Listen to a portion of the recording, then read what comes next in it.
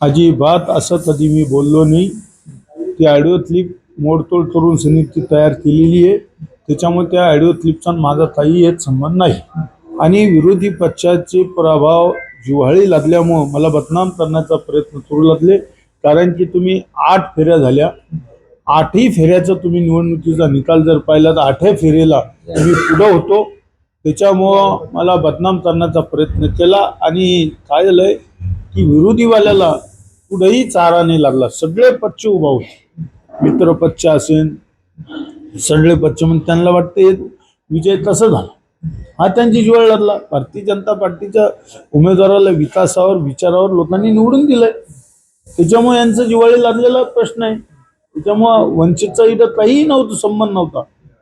त्याच्यामुळे त्यांनी आरोप प्रत्यारोप केले. पहिल्या दिवसापासून आरोप प्रत्यारोप करू लागले की कारण की पहिल्या दिवशी म्हणले की अधिकाऱ्याला 1 कोटी रुपये दिले, अधिकारी मॅनेज केला.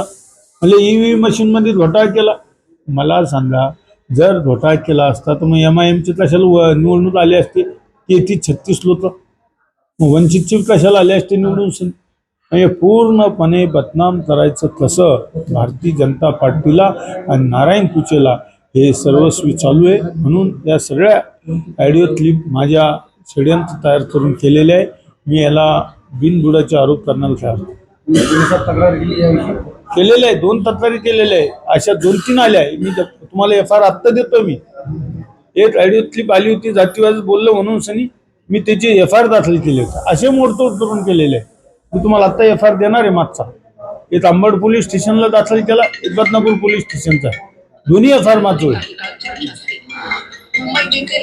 या जे ऑडिओ क्लिप येते त्याबद्दल काय सांगाल की मोडतोड केलेली आहे? हो, 100% मोडतोड केलेली आहे. याची चौकशी करायला लावणार. गुन्हा दाखल करणार तुम्ही? 100% अब्रू नुकसानीचा गुन्हा दाखल करणार. मी कोर्टात जाणार.